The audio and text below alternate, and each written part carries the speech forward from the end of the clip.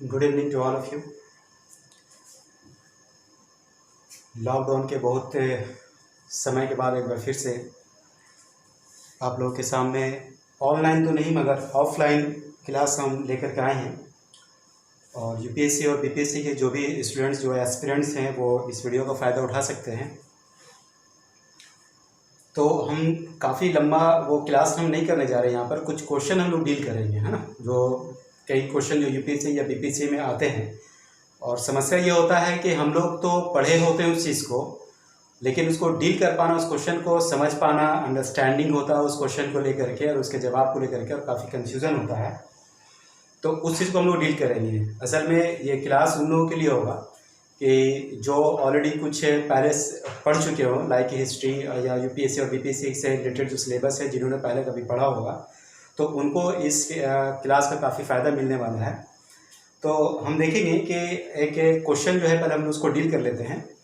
तो एक एक करके पॉलिटी का, हिस्ट्री का, ज्योग्राफी का थोड़ा समय हम लोग उसके ऊपर देंगे।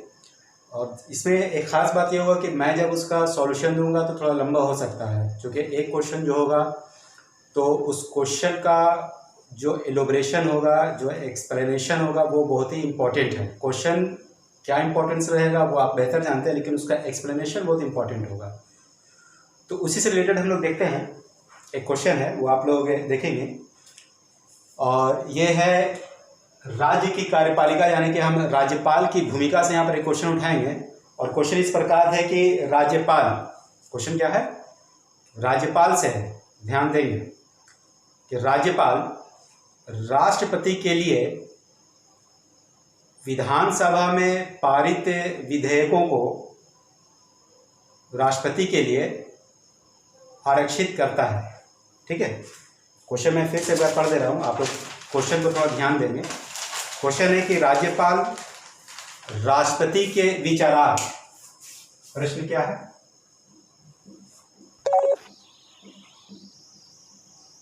राज्यपाल राष्ट्रपति के विचारार्थ, राज्यपाल राष्ट्रपति के लिए, विचारार्थ मतलब होता है राष्ट्रपति के विचार के लिए, राज्य विधेयक,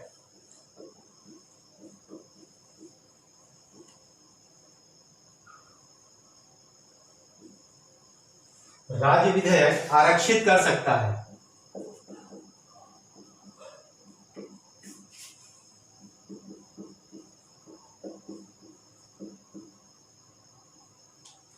ठीक है, प्रश्न क्या है, प्रश्न यह है कि राज्यपाल राष्ट्रपति के विचारार्थ, विचारार्थ का मतलब होता है टू थिंक, है ना। राज्य विधेयक यानी कि एक स्टेट का, है ना, विधानसभा जो होता है, असेंबली होता है, लेजिस्लेटिव असेंबली, तो राज्य विधेयक आरक्षित कर सकता है ना। तो लेजिस्लेटिव असेंबली में जो बिल होते हैं, विधेयक, विधेयक का मतलब क्या होता है, बिल होता है ना। तो एक राज्य का जो विधेयक होता है या बिल होता है, उसको रिजर्व करके रख सकता है। आरक्षित मतलब होता है रिजर्व करना, ठीक है। तो राज्य विधेयक को आरक्षित कर सकता है। तो वो कौन कौन से विधेयक होंगे जिसको वो आरक्षित कर सकता है। तो अब पहला है कि राज्य के नीति निर्देशक तत्वों के प्रावधान, राज्य के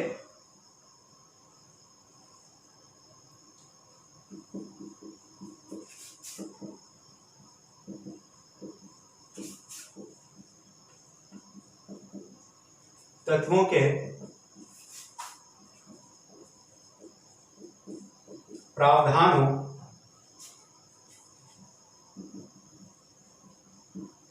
के विरुद्ध हो।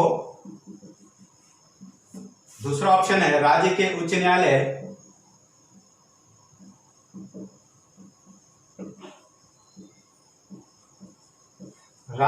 न्यायालय की स्थिति को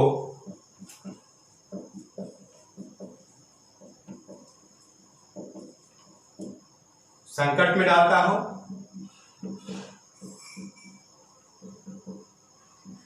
और तीसरा है अनुच्छेद 31A के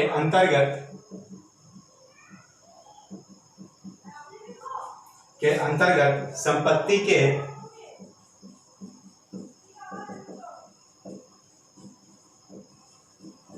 संपत्ति के अनिवार्य अधिग्रहण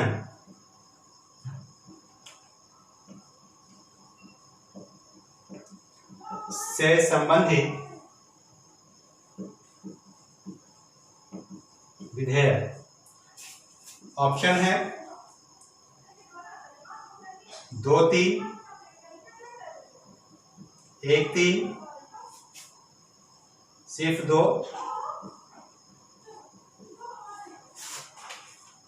ठीक है, तो ऑप्शन क्या है? पहला मैंने दिया है कि राज्य के नीति निर्देशक तत्व यानी कि डीपीएसपी के प्रावधानों के विरुद्ध हो, एक तो ये। दूसरा है राज्य के उच्च न्यायालय के स्थिति को संकट में डालता हो, है ना, यानी कि हाई कोर्ट के। और तीसरा है अनुच्छेद 31A के अंतर्गत संपत्ति के यानी कि एसेट्स, है ना, संपत्ति के अनिवार्य अधिग्रहण, है ना, से संबंधित विधेयक। इन तीनों में से किसका राज्यपाल जो है सो आरक्षित कर सकता है ना? ऑप्शन आपके हैं 2 और 3, 1 और 3, है ना, केवल 2 या 1, 2, 3। वीडियो पॉज करके थोड़ा सा आप इसके ऊपर सोचें और आप इसका जवाब दें।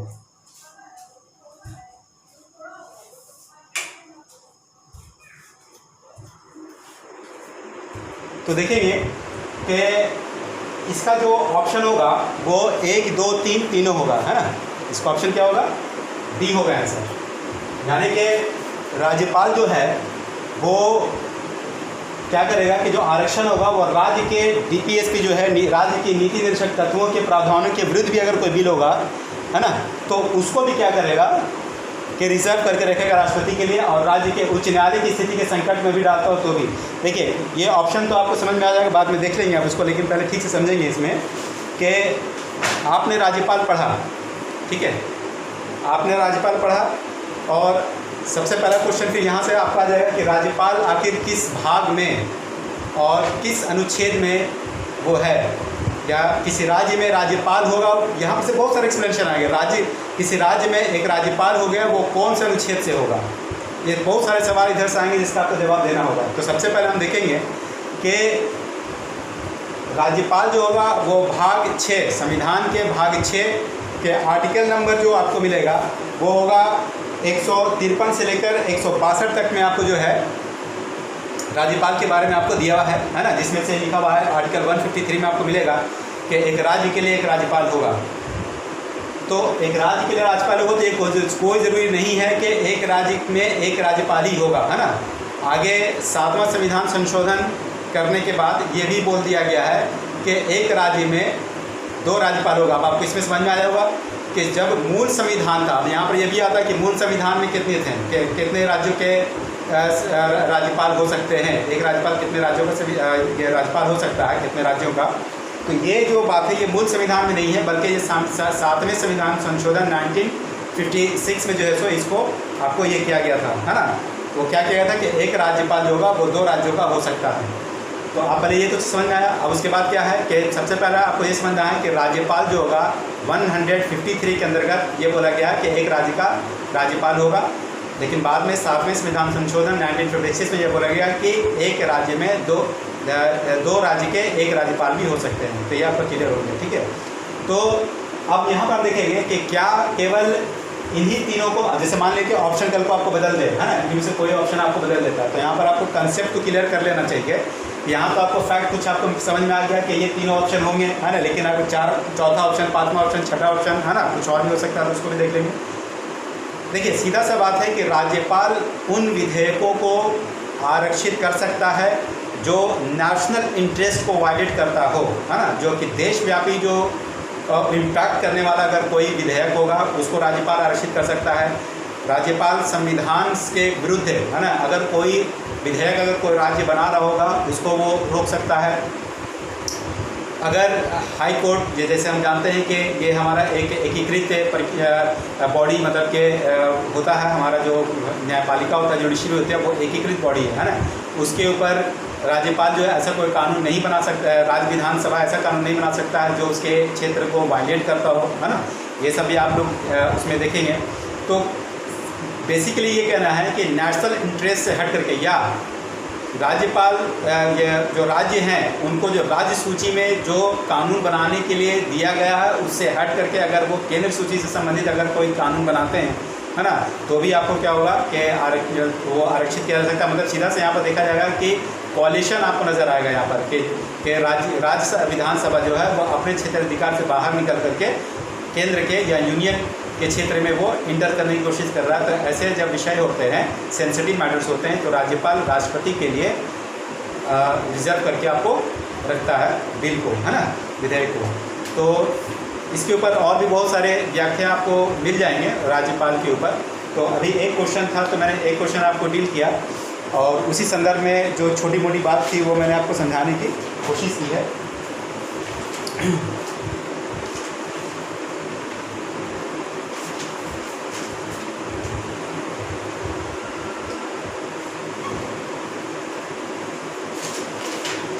एक और क्वेश्चन ले लेते हैं यहीं पर से कि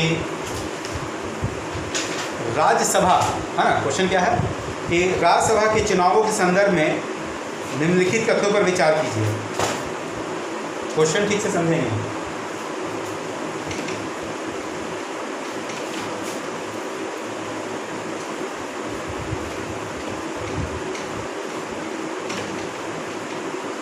देखिए ये सब आपका रिवीजन हो रहा है एक तरह से। जो लोग पढ़े हैं, मैंने पहले बताया है कि ये उन्हीं के लिए होगा जो वीडियो फ़ायदेमंद होगा। जो ऑलरेडी पहले से पढ़े होंगे तो उनको कुछ क्वेश्चन डील करने में समस्याएं होती हैं, तो इसी संदर्भ में ये है।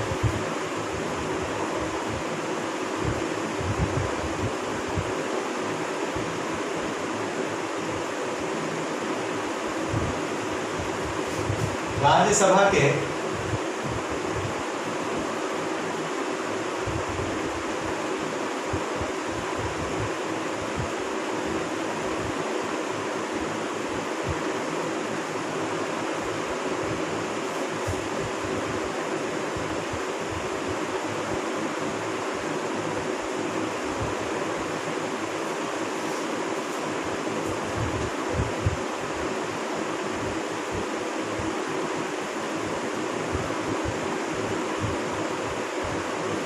क्वेश्चन क्या है कि राज्यसभा के चुनावों के संदर्भ में निम्नलिखित कथनों पर विचार कीजिए, है ना। और ऑप्शन होंगे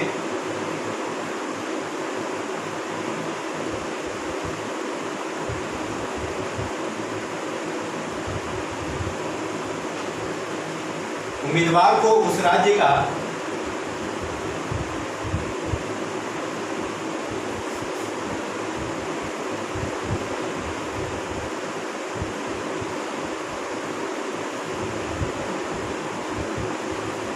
क्या कह रहा है, उम्मीदवार को उस राज्य का निर्वाचक होना चाहिए जहां से उसे निर्वाचित होना है।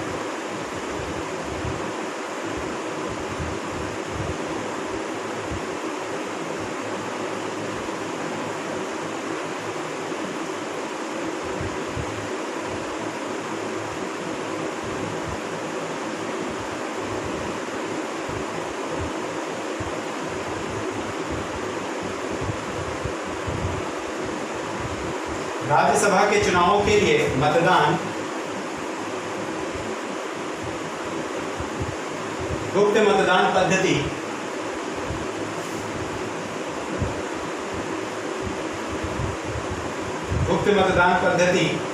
के माध्यम से होता है।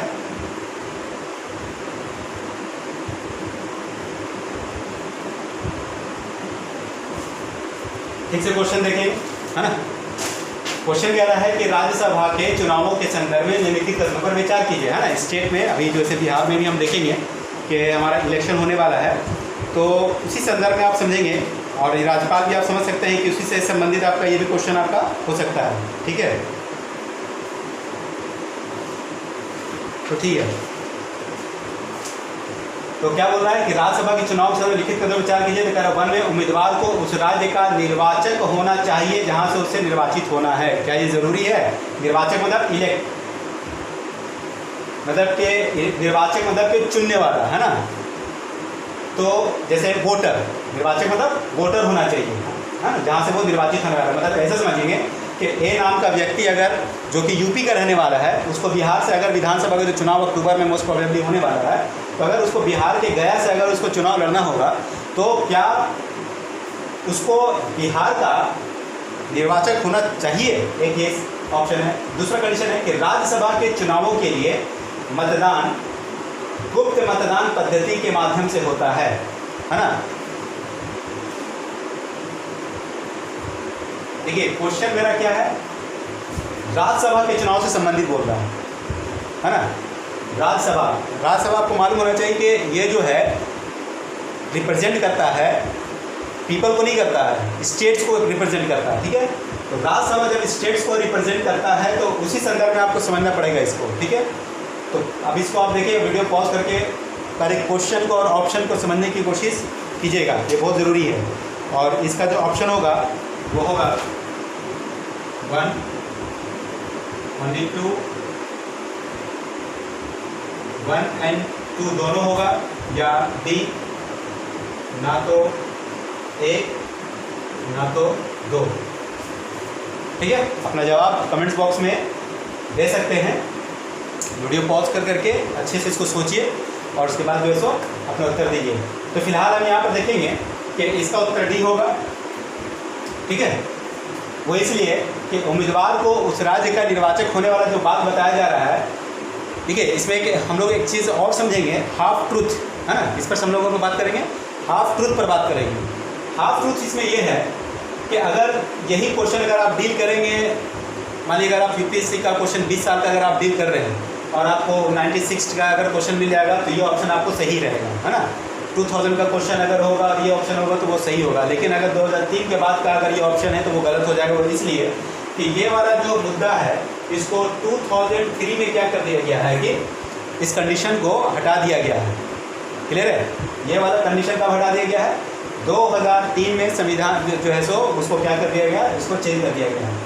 यानी कि अब जो है, यानी 2003 के पहले ये कंडीशन था कि राज्यसभा के चुनाव के लिए उस राज्य का निर्वाचक होना जरूरी था, मगर 2003 के बाद क्या हुआ कि ऐसा कंडीशन नहीं बनाया गया। और इसका एग्जांपल आप देख सकते हैं कि हमारे जो प्रधानमंत्री, पूर्व प्रधानमंत्री जो रहे मनमोहन सिंह, तो वो क्या था, वो क्या थे कि यहाँ से क्या नाम है कि अरुणाचल प्रदेश से, असम से जो थे वो रहे थे, हमारे राज्यसभा के सदस्य रहे थे, ठीक है। जबकि वो वहाँ पे उनका डोमिसाइल नहीं था, फिर भी, ठीक है। आगे देखेंगे कि राज्यसभा के चुनाव के लिए मतदान गुप्त मतदान पद्धति के माध्यम से होता है। तो अब आपको ये भी मालूम होना चाहिए कि राज्यसभा का चुनाव गुप्त मतदान पद्धति से नहीं होता बल्कि ओपन मतदान पद्धति से होता है। क्लियर है ना।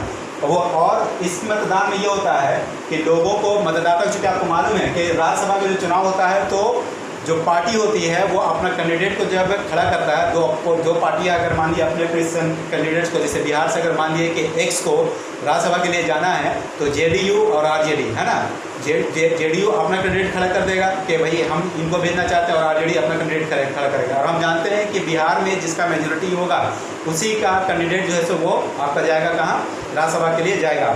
यहाँ पर एक समस्या ये हो सकता है कि अगर क्रॉस वोटिंग होता है, क्रॉस वोटिंग का मतलब ये होगा कि अगर आरजेडी के कैंडिडेट, हम तो जानते हैं कि बिहार में भी क्या है कि जेडीयू आपके बहुमत में वो शासन कर रहा है, तो अगर मान के चलिए ऐसा कि जेडीयू के लोगों ने आरजेडी के कैंडिडेट को अगर वोट कर दिया, जो कि एक क्रॉस वोटिंग होगा, तो ऐसे में हमें पता है कि इस संदर्भ में आपका जो दल बदल विरोध अधिनियम जो है 2000 क्या नाम, जिसको हम लोगों ने 10वीं अनुसूची के अंदर हम लोग जानते हैं, है ना। 1996 में आपको ये 52वां संविधान संशोधन द्वारा जो लाया गया था दल बदल विरोध अधिनियम, उसके अंतर्गत वो व्यक्ति जो क्रॉस वोटिंग करेगा, यानी कि जेडीयू के व्यक्ति अगर जेडीयू के एमएलए अगर आरजेडी के एमएलए को अगर वोट कर देता है और आरजेडी का व्यक्ति अगर चला जाता है आपका राज्यसभा के सदस्य होकर के, तो यहाँ पर क्या होगा कि उस व्यक्ति का, यानी कि जेडीयू के एमएलए का सदस्यता को रद्द कर दिया जाएगा इस अधिनियम के अंतर्गत, 10वीं अनुसूची के प्रावधानों के अंतर्गत। तो इस तरह से हम समझते हैं कि राज्यसभा के चुनावों के लिए मतदान गुप्त नहीं होता है बल्कि ओपन होता है। तभी तो हमको पता चलेगा कि कौन क्रॉस वोटिंग कर रहा है। ऐसे कैसे पता चलेगा, गुप्त मतदान होगा तो फिर तो कोई समझ में नहीं आएगा कि जेडीयू को लोगों ने डाला है कि नहीं डाला आरजेडी को, है ना। तो इस वजह से क्या होगा कि गुप्त मतदान नहीं होता बल्कि ओपन होता है। तो इस वजह से ना तो ऑप्शन 1 होगा और ना ही 2 होगा। उसके बाद फिर ठीक है, आज के 2 क्वेश्चन हैं, बाकी फिर कल एक नए वीडियो में हम आपको कुछ और क्वेश्चन को डील करके बताएंगे। तब तक के लिए आप इस वीडियो को शेयर और लाइक कर देंगे और सब्सक्राइब भी कर लेंगे। मैं इसको यूट्यूब पर डालने वाला हूँ और अभी मेरा फर्स्ट वीडियो है इसके ऊपर, बाकी हम लोग देखेंगे नेक्स्ट टाइम, ठीक है। थैंक यू, तब तक के लिए।